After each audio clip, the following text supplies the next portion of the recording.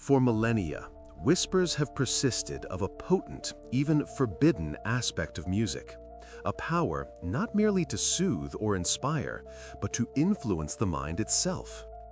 Could ancient melodies truly hold the key to unlocking forgotten powers? A secret deliberately obscured or simply lost to the relentless march of time? Welcome to Echoes of Time, your portal to the forgotten pages of history, where we delve into the past to better understand the present. Today, we journey into the shadowy realms of antiquity to explore the lost frequencies, ancient music's forbidden mind control secrets. From the very dawn of civilization, music has been an intrinsic part of the human experience, far exceeding its role as mere entertainment. Imagine the enigmatic chants of Egyptian priests echoing through secret temples, the air thick with mystery and the weight of ritual. Picture the complex harmonics believed to be meticulously harnessed by Pythagorean mystics who saw mathematics and music as reflections of cosmic order. Envision the primal, shamanistic drumming of indigenous cultures, its rhythmic pulse driving individuals into deep trances, connecting them to spiritual planes. These aren't just cultural footnotes, they are fragments of a profound, universal understanding that music possessed a power far beyond our modern comprehension. Ancient texts, archaeological discoveries, and the rich tapestry of oral traditions from across the globe consistently hint at a sophisticated understanding of sound and vibration. This wasn't a simplistic appreciation of melody, but a deeply ingrained, almost scientific, grasp of how specific tonal arrangements and rhythmic patterns could interact with the human psyche and even the physical world. Civilizations like the enigmatic Sumerians, the master builders of Egypt, the philosophical Greeks, and even the legendary lost city of Atlantis are all rumored to have utilized this knowledge. They are said to have employed these intricate sonic designs for purposes ranging from profound spiritual elevation and healing to more subtle, yet undeniably potent, coercive influence over individuals and even entire masses. The question then arises, was this merely the fanciful superstition of an unenlightened past, or did these ancient cultures truly possess a profound, lost science of sonics, a field of knowledge that modern research is only just beginning to rediscover? Early philosophers, luminaries such as Plato, were not shy about speculating on music's direct and profound impact. He theorized about its power not just to stir emotions, but to shape the very character of individuals and, by extension, the entire societal order. For Plato, music was a fundamental force in the moral and ethical development of a state, capable of either elevating or corrupting the soul. This suggests an understanding of music's power that goes far beyond what we typically consider its artistic merits today. It implies a deliberate, almost architectural approach to sound, designed to achieve specific psychological and spiritual outcomes. As we sift through the historical evidence, ancient lore, and indeed emerging modern scientific insights, several compelling hypotheses emerge regarding the true nature of these lost frequencies. The first, and perhaps most startling, suggests that ancient music might have been a highly sophisticated form of bioacoustic engineering. This theory posits that certain tonal and rhythmic combinations, perhaps even utilizing frequencies beyond the range of normal human hearing, infrasonic or ultrasonic frequencies, were capable of directly manipulating human brainwaves.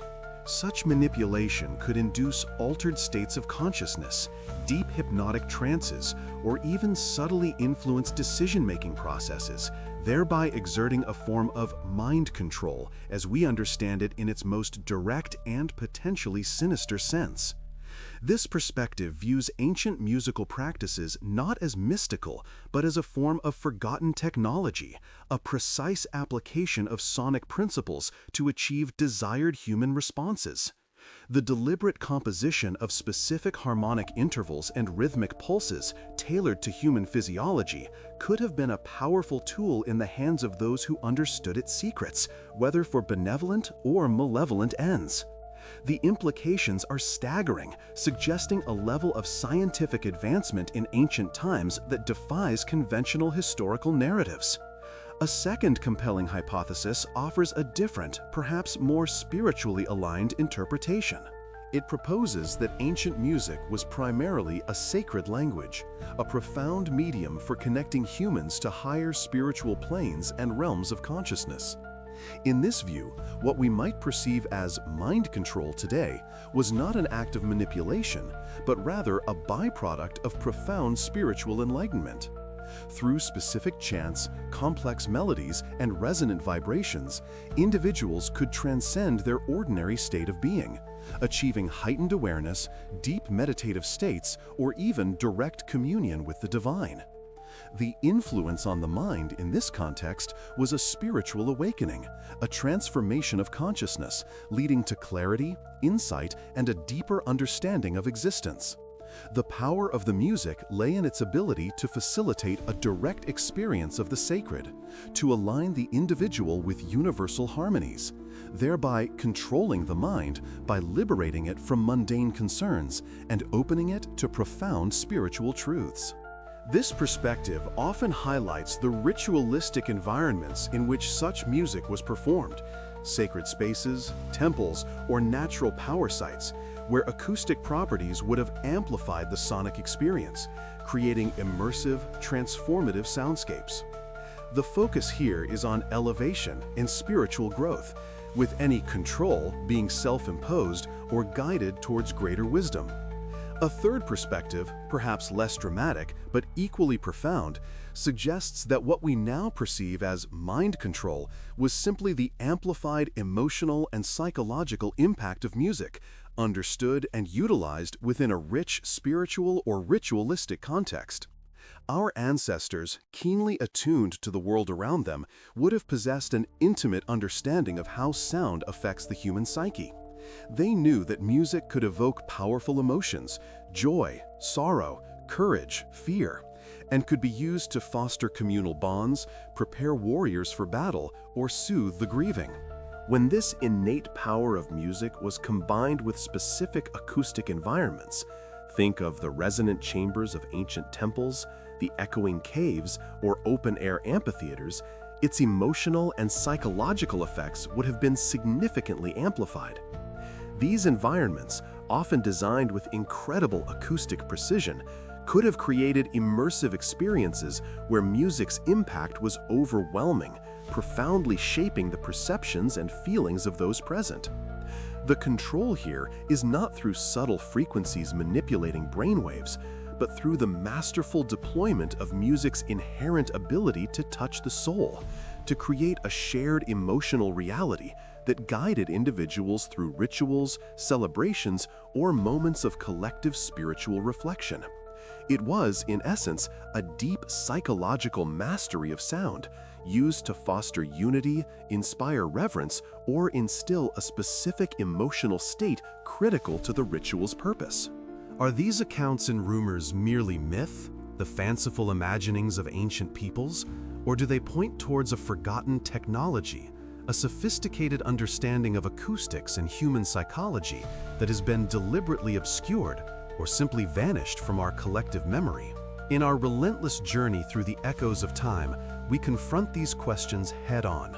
The very idea that our ancestors could have wielded such a power over the mind through sound challenges our modern assumptions about history, technology, and consciousness itself.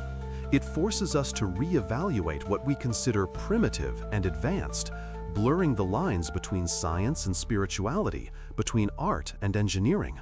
Modern research, slowly but surely, is beginning to scratch the surface of these ancient claims. The study of brainwave entrainment, the effects of infrasound on human physiology, and the psychological impact of specific musical intervals are all fields that hint at a deeper, more profound connection between sound and consciousness. Are these burgeoning discoveries merely coincidences, or are they indeed the first tentative steps towards rediscovering the very lost frequencies that our ancestors supposedly understood so intimately? The possibility that entire civilizations possess knowledge of sonic manipulation, a secret power capable of shaping minds and societies, remains one of history's most compelling and unsettling enigmas. As we stand at the crossroads of ancient lore and modern scientific inquiry, the questions loom larger than ever. Did our ancestors truly wield a power over the mind through sound that has been deliberately obscured or lost to time? And if they did, what other secrets lie buried beneath the dust of centuries, waiting for us to rediscover their echo?